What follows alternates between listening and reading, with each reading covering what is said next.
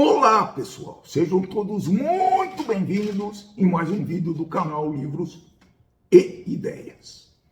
Hoje nós vamos apresentar indicações de livro. Lembrando que o canal Livros e Ideias apresenta resenhas sobre obras lidas, indicações de livro, quiz sobre literatura e algum passeio que está sempre ligado à sabedoria, a conhecimento, e que para trazer alguma coisa nova para vocês e para cumprir o objetivo do canal. Então, se vocês gostam desses tipos de vídeo, comentem, né? Vão dando já o seu famoso like, ative o sininho de notificação, se inscrevam nesse canal se ainda não são inscritos e distribuam para a sua rede social. Hoje eu vou apresentar para vocês um personagem que é o grande responsável para que eu possa realizar esse canal, que eu possa passar para vocês esses conhecimentos singelos, é verdade, mas esses conhecimentos. Então, é um personagem que eu não me afasto nunca, jamais. Sabem o que é? Tá aqui, ó. É um Kindle. É uma forma espetacular de ler, pessoal. Esse precioso objeto não tem nenhum patrocínio. Não tenho nenhum patrocínio da Amazon, mas eu uso essa grande ferramenta já faz desde 2019, se não me engano. Ele tem 5 anos já e é o meu companheiro inseparável. Em minhas manhãs, em minhas noites insones, está aqui o Kindle. Conheçam e comprem, que é uma indicação muito legal, vocês vão ficar muito satisfeitos, tem um custo-benefício muito alto. E como é que eu faço para conseguir livros no Kindle? Grande maioria desses livros eu compro no site da Amazon. Compro não, é que eu assino o Kindle Unlimited, que é um plano de assinatura que tem a Amazon e que tem muitos livros interessantes. Outros livros eu busco em PDF, os de domínio público, e depois eu passo para a extensão que o Kindle pode reconhecer. A extensão é o MOB, eu coleto o livro em PDF e depois converto para MOB, fica muito bom de ler, não tem problema nenhum, então eu recomendo fortemente que você faça isso e torne o hábito da leitura, além de prazeroso, o mais barato possível. Mas a maioria dos livros que eu leio, eu pego realmente do Kindle, e agora, como eu já falei para vocês, pessoal, eu tô pegando livros na biblioteca pública aqui da minha cidade, são muito legais, então eu estou mesclando livro físico com o Kindle. Depois eu vou dar uma opinião, o que é melhor, tudo tem vantagens e desvantagens, né, pessoal? Então, de qualquer forma, esse jabá do Kindle não tem nada a ver, não é propaganda não, é que realmente eu gosto muito e recomendo essa ferramenta de leitura, o Kindle da Amazon, para todos vocês.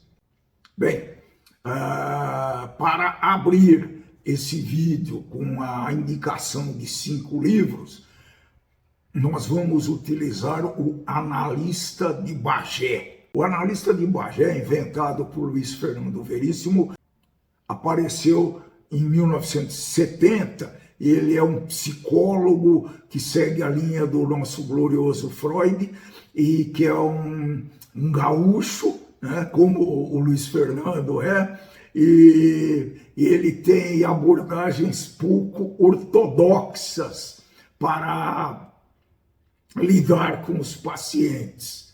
Ele sempre está lá na cidade de Bagé, no Rio Grande do Sul, e ele combina a psicanálise com uma dose de regionalismo, com termos muito regionais, que só são a língua só falada no Rio Grande do Sul, né? Então tem lá muitas expressões e muitos costumes típicos da cultura gaúcha. Por exemplo, ele recebe os seus clientes com uma bombacha e descalço. Nunca deixa de oferecer um chimarrão, que é o costume tradicional do Rio Grande do Sul, e o seu divã é coberto com um pelego. Pelego é uma pele de animal, né? Ele é acusado de grosseiro e machista, mas se defende dizendo que digo o que tenho que dizer. O último desaforo que levei para casa foi minha mulher. Esse livro tem vários contos do analista de Bagé e eu vou destacar o Ataque. É uma das histórias clássicas do analista de Bagé. Nesta narrativa, um paciente chega ao consultório do analista desesperado, acreditando estar prestes a sofrer um ataque cardíaco. Demonstrando sua típica falta de paciência e métodos nada convencionais, o analista rapidamente descarta as queixas do paciente, afirmando que ele está apenas sofrendo de uma crise de ansiedade. Em vez de oferecer palavras de conforto ou realizar uma análise profunda, o analista aplica o método que se tornou sua marca registrada, um soco no estômago do paciente, conhecido como mão de pilão. Após o choque inicial, o paciente se acalma e, surpreendentemente, sente-se melhor. A história termina com o paciente aliviado, agradecendo ao analista pelo tratamento, que apesar de brutal e inusitado, aparentemente resolveu o seu problema. Esse conto exemplifica muito bem os vários contos que constam nessa obra. Vocês puderam notar que as obras de Luiz Fernando Veríssimo são marcadas pelo sarcasmo, a crítica social e o uso do humor como ferramenta de reflexão sobre as peculiaridades do comportamento humano e das diferenças, das esquisitices do Brasil. Existem vários livros publicados com o personagem analista de Bagé. Escolham o que você gostar mais e boa leitura. Segunda obra dessa indicação é um livro chamado Liberdade Sem Medo, de A.S. Neil. Na verdade, é o Alexander Sutherland Neil. E foi publicado pela primeira vez em 1960. Ele é um relato muito interessante das práticas e filosofias educacionais implantadas numa escola chamada Summerhill, na Inglaterra, que foi fundada pelo Sr. Niels em 1921. Essa escola é conhecida como um modelo educativo progressista e livre, onde a ênfase é colocada na felicidade e liberdade das crianças. Vamos ver então mais alguns detalhes.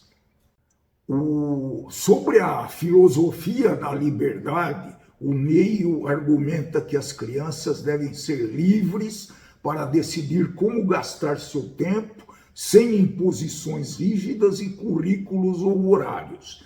Ele acredita que a educação convencional muitas vezes suprime a individualidade e a criatividade das crianças. Summerhill é famosa por sua autogestão, onde os alunos e professores participam de reuniões democráticas para tomar decisões sobre a vida escolar. Cada membro da comunidade, independentemente da sua idade, tem um voto. A escola Summerhill usa uma abordagem não punitiva. A escola do Sr. Neil rejeita o uso de punições e de recompensas tradicionais. As punições eram decididas nas reuniões que eu já falei. Por exemplo, a punição decidida pelo processo de autogestão em Summerhill. Eu posso ilustrar um exemplo dessa punição usando um incidente onde o aluno danificou a propriedade da escola. Nesse caso, o aluno responsável pelo dano foi levado à Assembleia Geral, onde tanto os alunos quanto os professores estavam presentes para discutir o ocorrido. Nessa reunião, todos tiveram oportunidade de falar sobre o incidente e o que esse incidente acarretou para a escola. Depois de muita discussão, os membros da comunidade votaram sobre a punição apropriada. Nesse caso específico, a Assembleia decidiu que o aluno deveria reparar o dano causado, contribuindo para o trabalho de manutenção da escola, até que o custo do reparo fosse coberto. Essa decisão não apenas responsabilizou o aluno pelo seu comportamento, mas também ensinou a ele o valor do trabalho e da responsabilidade. Pessoal, vejam como essa escola em 1921 foi revolucionária. Se não me engano, em 1921 ainda tinha a famosa palmatória. E esse psicólogo, o Sr. Hill, na Inglaterra, na sua escola Summerhill, propôs essa nova educação. Legal, como conhecimento, e eu fui procurar se existiam algumas escolas no mundo que utilizavam esse conceito ainda. Tenho a dizer que Summerhill ainda existe na Inglaterra, no lugar onde ela foi fundada, e essas escolas democráticas existem em alguns países, nos Estados Unidos, no Japão, Israel, Nova Zelândia e Tailândia, e também em muitos outros lugares, só para dizer as mais importantes. Essas instituições adaptam os princípios de Summerhill, principalmente no sentido da autorregulação e na ausência de coerção nas aulas e promoção de um ambiente de aprendizado baseado na liberdade e na responsabilidade pessoal. No Brasil, existe a Escola Lumiar. Essa escola foi fundada por Ricardo Sandler, que ele é um empresário muito bem sucedido e escreveu vários livros sobre o assunto, e ele fundou essa Escola Lumiar que existe ainda. A Escola da Ponte em Portugal e Escola Politeia do Brasil também. Essa escola foi fundada em São Paulo, é uma escola democrática que existe até hoje, que promove a participação ativa dos alunos na tomada de decisão. Também não é jabá, quem gostar do tema, quem quiser se aprofundar e conversar com o pessoal, entre no site e vão ter mais informações sobre a Escola Politeia. O próximo livro dessa resenha é A História da Ciência para Quem Tem Pressa. Foi escrito por Nicola Charlton e Meredith McCardle. É um livro que oferece uma visão condensada e acessível das principais descobertas ao longo da história, as descobertas científicas. Em apenas 200 páginas, o livro cobre um período de mais de 2.500 anos. Achei muito interessante essa simplicidade, essa concisão que os autores conseguiram dar para essa obra. Essa obra destaca os feitos dos grandes cientistas desde a antiguidade até a era moderna. O livro é organizado em ordem cronológica, começando com os próprios filósofos naturais da Grécia Antiga e avançando até os físicos teóricos do século XXI. Esse formato facilita a compreensão da evolução das ideias científicas ao longo do tempo.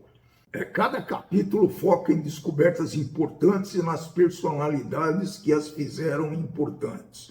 O livro traz à tona muitas contribuições significativas que moldaram nossa compreensão do mundo. Esse livro aborda várias áreas das ciências, como astronomia, biologia, química, física, medicina e geologia. Essa abordagem multidisciplinar permite aos leitores uma visão ampla dos avanços científicos e de suas interconexões. Além das descobertas, o livro também foca nas vidas e contextos dos cientistas, oferecendo insights sobre suas motivações e os desafios que enfrentaram. Essa humanização da ciência ajuda a tornar o material mais envolvente e memorável. O livro é uma ferramenta valiosa para quem tem interesse em ciência, mas dispõe de pouco tempo para leituras extensas. Ele serve como um guia introdutório, proporcionando um ponto de partida para estudos mais aprofundados em qualquer uma das áreas científicas mencionadas. Apesar da abordagem ampla, algumas críticas mencionam a falta de destaque para a contribuição das mulheres nas ciências, embora personalidades como Hipátia sejam mencionadas. A história da ciência, para quem tem pressa, é recomendado para qualquer pessoa interessada em entender a trajetória da ciência e sua contribuição para a evolução da sociedade moderna.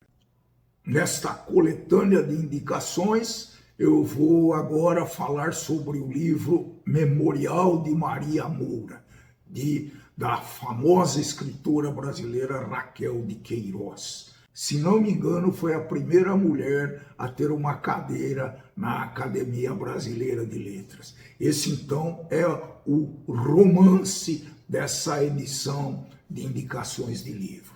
É um romance publicado em 1992, é uma das obras mais emblemáticas da autora, que é muito destacada pelo estilo literário e pela profundidade dos seus personagens. A história é ambientada no sertão nordestino e se passa no século XIX, explorando temas como a luta pela sobrevivência, a forma da busca por poder, a condição feminina em uma sociedade extremamente patriarcal. A Maria Moura é uma jovem de espírito forte e determinado que decide tomar as rédeas de seu próprio destino. Na época era uma coisa inusitada e absolutamente estranha. Após a morte do pai e a tentativa da mãe em controlar sua vida, ela decide viver por conta própria. Recusa-se a submeter aos caprichos dos homens ao seu redor e ela reúne um grupo de seguidores leais, tornando-se líder de um bando de cangaceiros. É muito bacana esse romance da Raquel de Queiroz. Para detalhar um pouco mais este livro, vamos falar sobre feminismo e autonomia. A obra destaca a luta de Maria Moura por autonomia em um ambiente dominado por homens, questionando o papel tradicional da mulher na sociedade. O romance explora as dinâmicas de poder e liderança, através da personagem principal que desafia normas sociais ao liderar um grupo de cangaceiros.